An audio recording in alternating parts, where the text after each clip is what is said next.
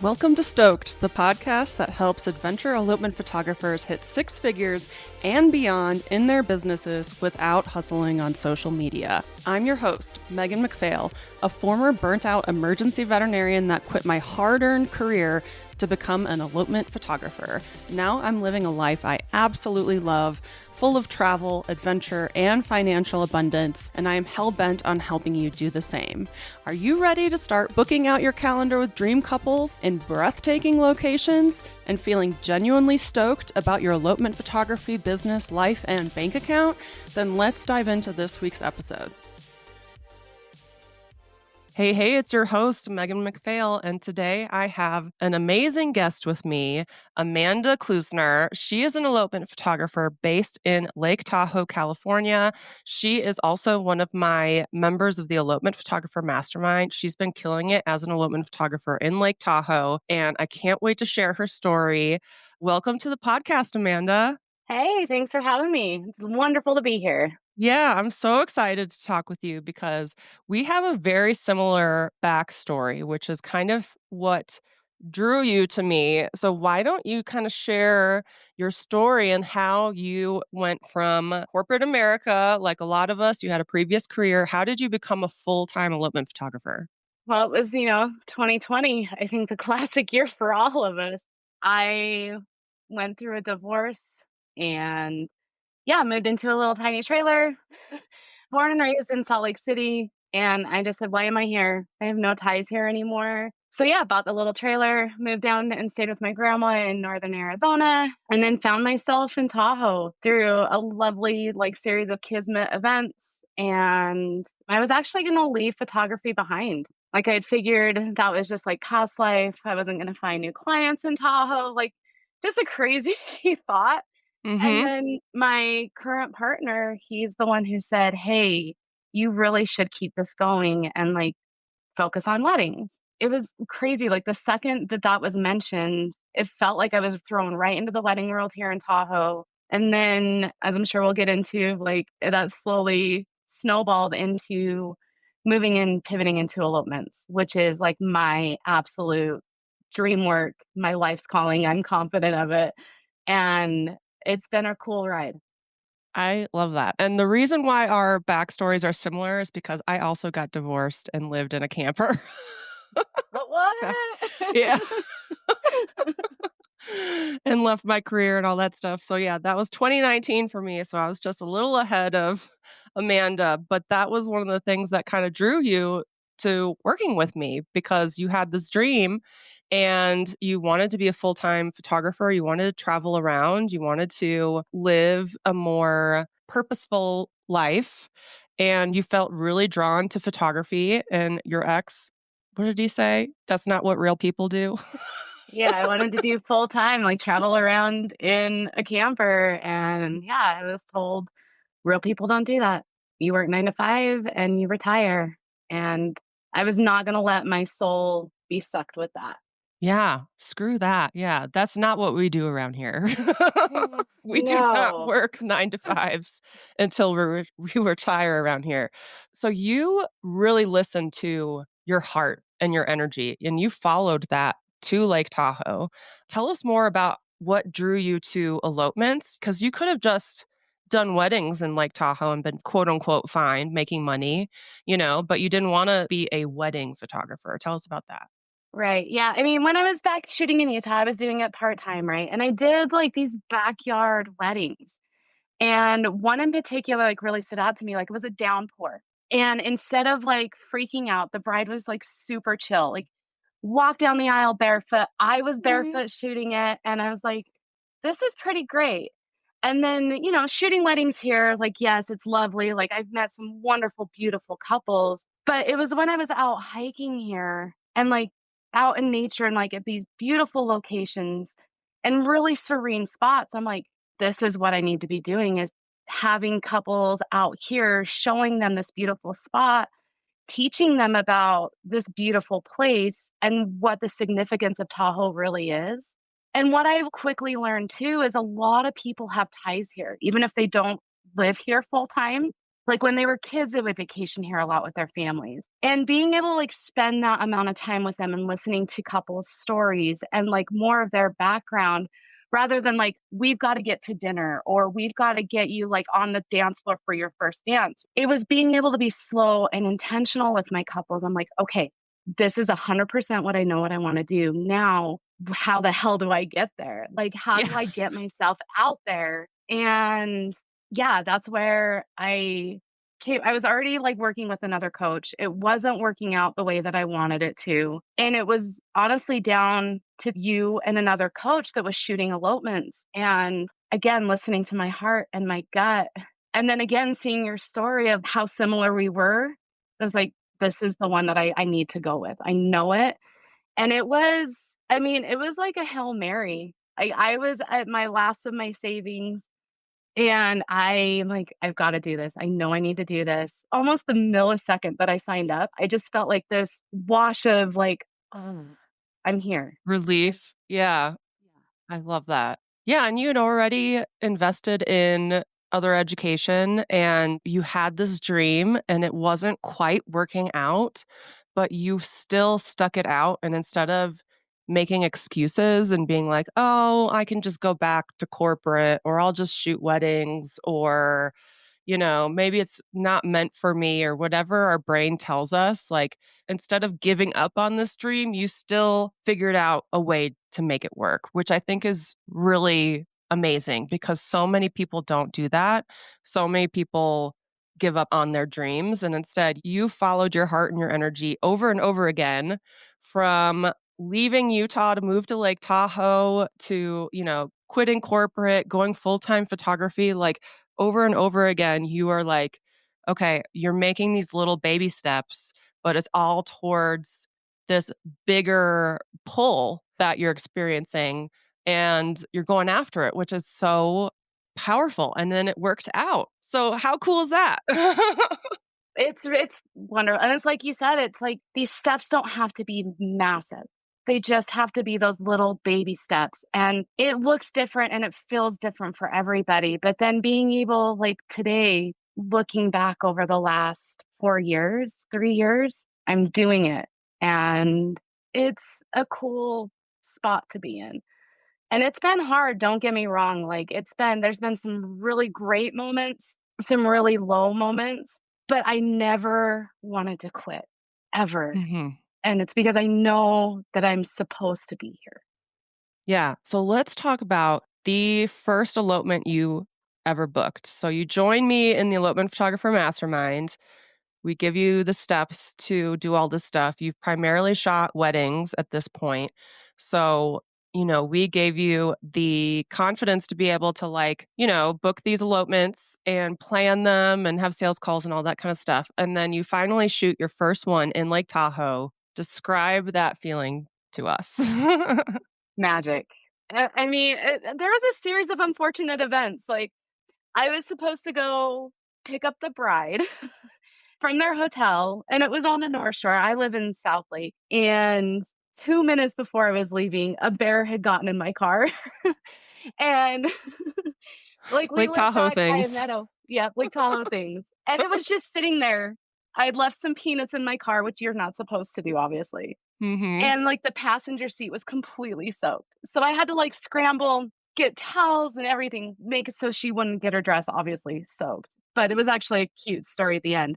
Anyway, yeah, and, like, we went through and did, like, their first look at one location and their ceremony in a different that was really close. This beautiful overlook during sunset. It was just myself, the couple, and their officiant, who's a really great friend of mine here in Tahoe. And, like, everything just worked out so well, and at the end, like, I was driving home, I had, like, an hour drive, and I called my best friend, and I just started to cry, and I'm like, "I found my true calling, I know that this is what I'm supposed to do," and it was the coolest time I've ever had, and it was one of like, a very surreal moment.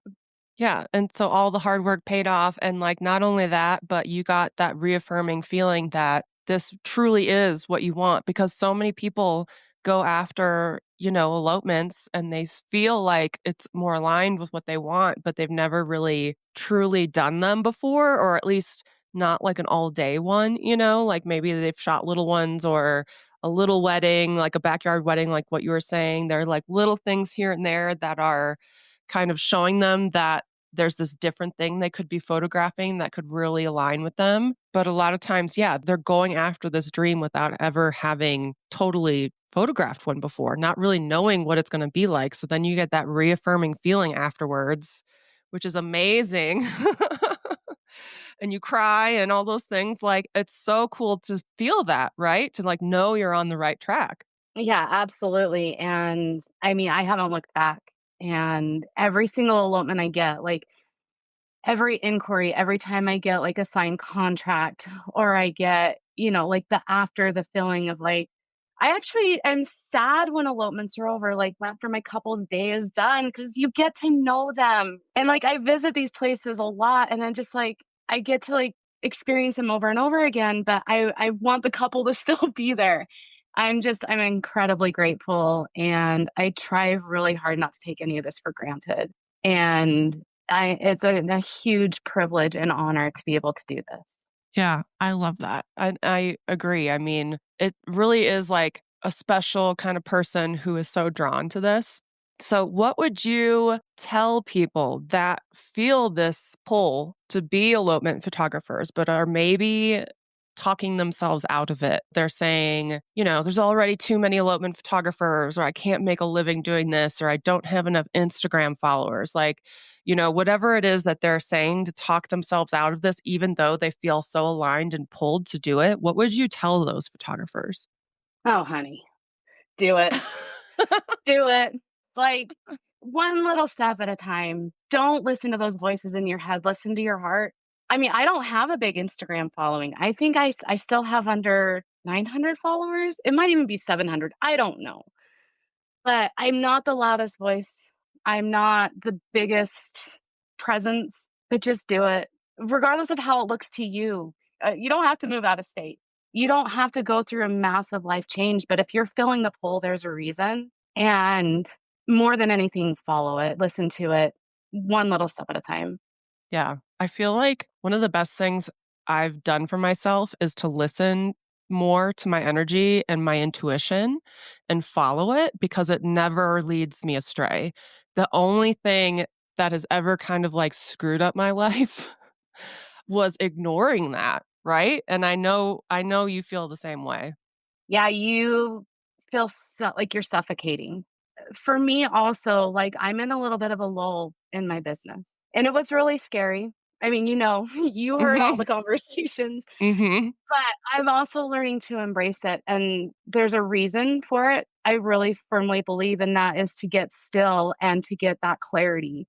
And so if you're, like, constantly going, going, going, chasing, doing, working, you're missing, like, these really clear messages. So even if it's, like, 10 minutes out of the day, remove all distractions, just sit, and that's where you'll get the clarity of how this should look for you, what you really want, and I do that on a daily basis. And I am a little bit slower right now in the summer, but honestly, like, I've been asking for that because I wanna enjoy the summer here in Tahoe. Like, I just bought a canoe, and we're gonna go up to, like, a little tiny alpine lake tonight and enjoy that scenery, and am I scouting for an elopement? Yeah.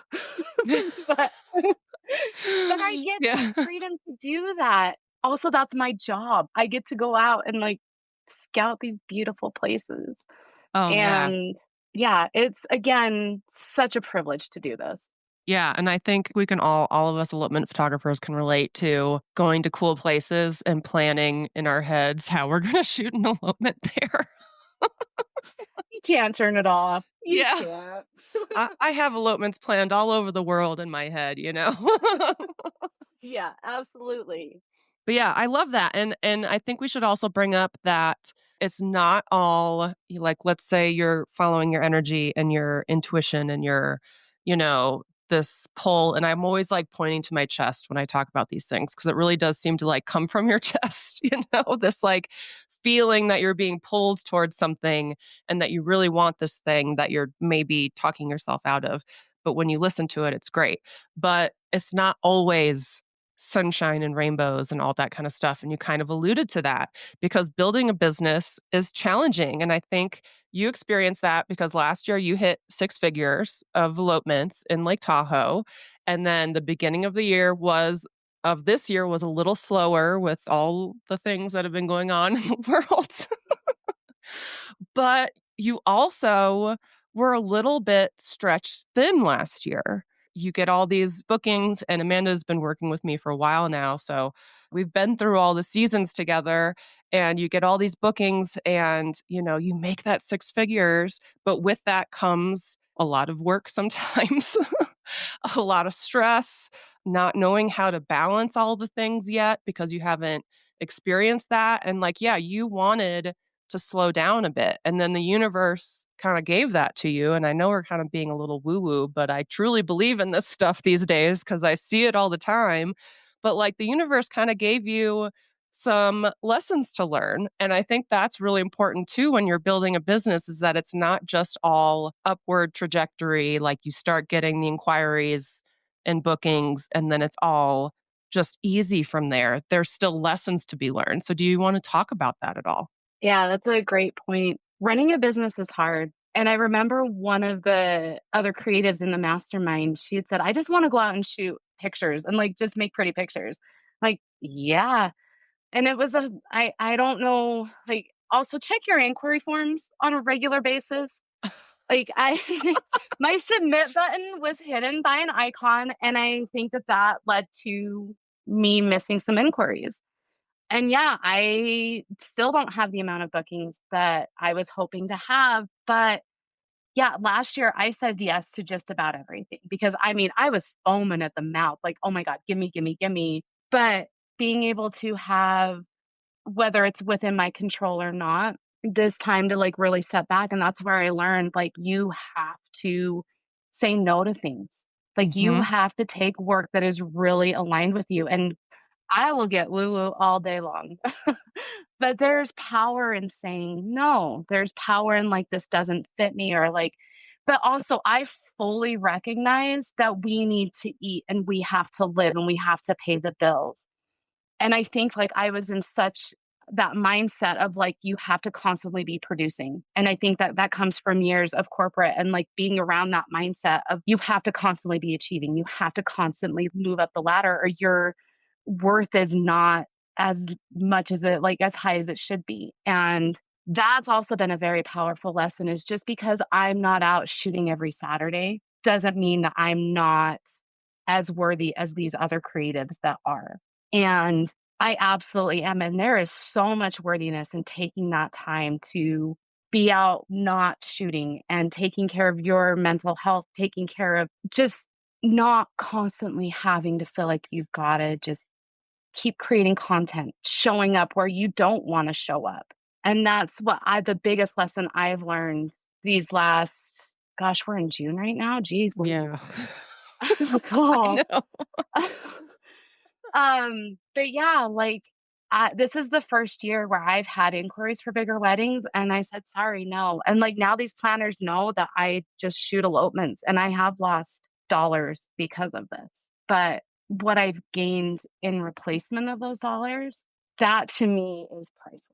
Yeah, and I think that this is a valuable lesson a lot of people learn because you start your business kind of hustling, right? Because you need to make money, so you're working hard, but then you have this idea in your head that eventually you'll slow down and enjoy the fruits of your labor and not work so hard. But then when you do actually get to that point where you don't have to work so hard, there's this weird guilty, shameful feeling that comes with that yeah, you're not out doing all these things, and you see on Instagram other people who are just slammed with business, and then you start feeling "Oh, why aren't I slammed with business?" But then it's do you want to be slammed? You know? No, you don't. But then you're also but do I suck as a photographer because I'm not slammed? There's so much that goes into it. And I think that a lot of people that either want to work with me or want to go into elopements, they think okay, all I need to figure out is how to get inquiries and bookings and then I'll be good. And it's no, there are There are so many lessons to be learned for years and years and years. That's why you and many others have stayed in the mastermind so long because you get support through all of these things and we get to kind of like take you out of these funks that people get in, right? You know, you're like I've accomplished this dream. I'm doing amazing. Life is good. I've come so far, but then the comparison game pops up and you start doubting yourself. Yeah, ooh, yeah, that comparison thing is hard, and it's a very real thing, and that's where, like, I've done this from the very beginning of when I first started out as a photographer, is I had to put my blinders on, and, like, I get inspired by other creatives, but I don't allow them to consume me, and that is one thing of, like, I'm in my own lane, and, yeah, it is absolutely hard, especially when things aren't going the way that you want them to go and it's like, I should be doing this. And Mhm. no, you are doing exactly what you're supposed to be doing. And yes, like put those blinders on. Remember why you got in this game to begin with.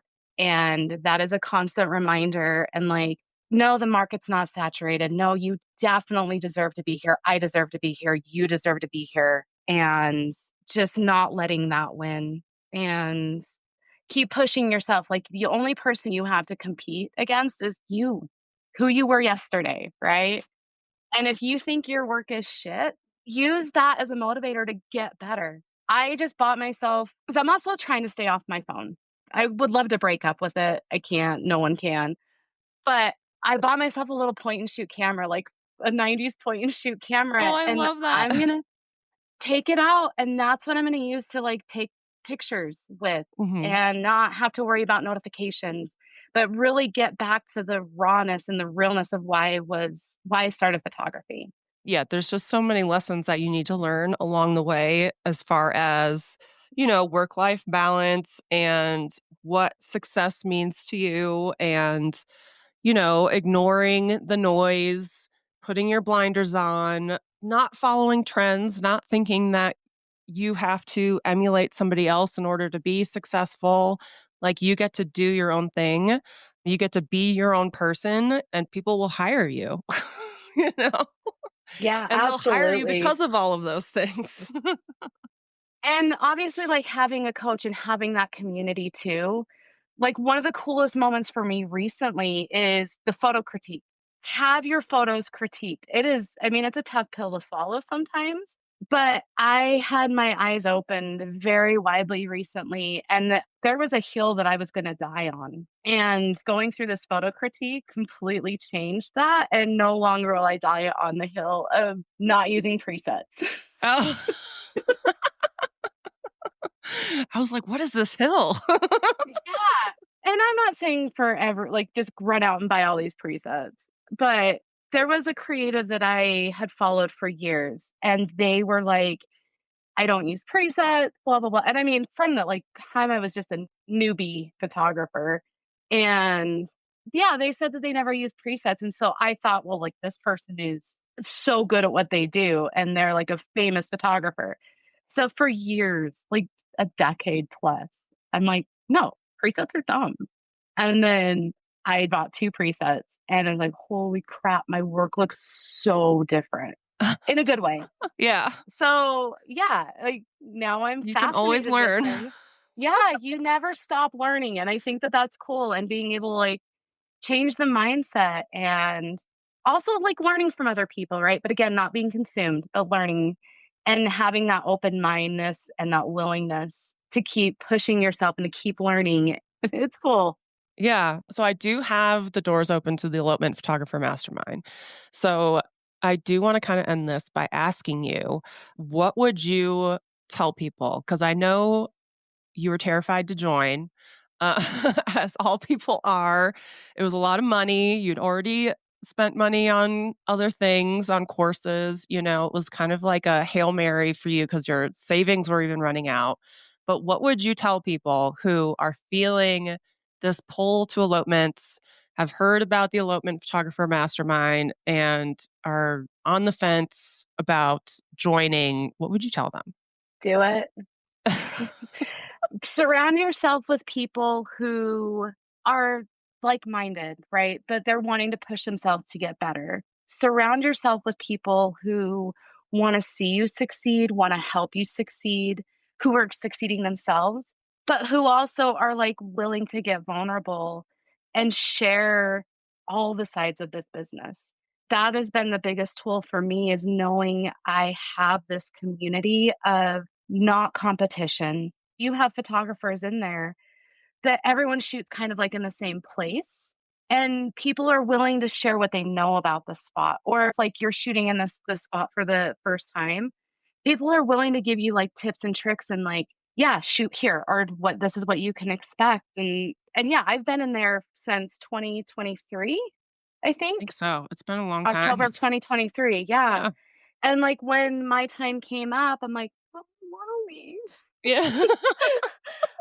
I mean, I've made friends in there and I've met other Yeah. masterminds, and, I mean, just recently, like, Kristen and I met up, and I didn't get a picture, which I'm kind of bummed about. Oh. But, no, it is yeah, like, where you can go and just be an elopement photographer and learn and grow, and it is such a beautiful community that you've built.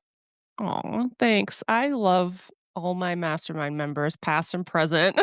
They're literally the best people, and they're the best people to have as friends and as support and to cheer you on. Yeah, and to listen when you are struggling with something because we all go through struggles. We can all help each other to encourage you to go after the crazy things, that you feel in your heart that other people in your life wanna talk you out of. Yeah, I mean, it's a great group of people in there, and I'm so happy that you're in there, Amanda.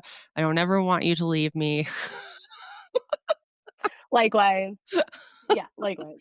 Yeah, there's definitely some folks who've been in there for years now, and oh, yeah, and I'm thinking about how you and Hannah went to Sedona and, like, did styled shoots out there, like, yeah, it's a great community, and I'm so happy that you are on the podcast, so to share your story and talk about, following that intuition, and, yeah, sometimes you do have to get silent and kinda stop the hustle to be able to really listen to what you want in your heart and kind of drown out all the other noise. So, where can people follow you on like Instagram and your website? Can you share those with us? Absolutely. So Amanda Kluesner Photography is the Instagram. So and then just Amanda Kluesner Photography.com. And I love to connect and talk and thank you for doing this. Thank you. Thanks so much for joining us on this week's episode of Stoked. If you enjoyed the show and you'd like to help support the podcast, please subscribe, leave a review, and tell a friend. If you're looking for more inspiring elopement photography content, check us out on Instagram at Megan McPhail. And if you'd like to hear more about my business coaching and how I can personally help you hit six figures as an elopement photographer, then check out my website at www.meganmcphail.com.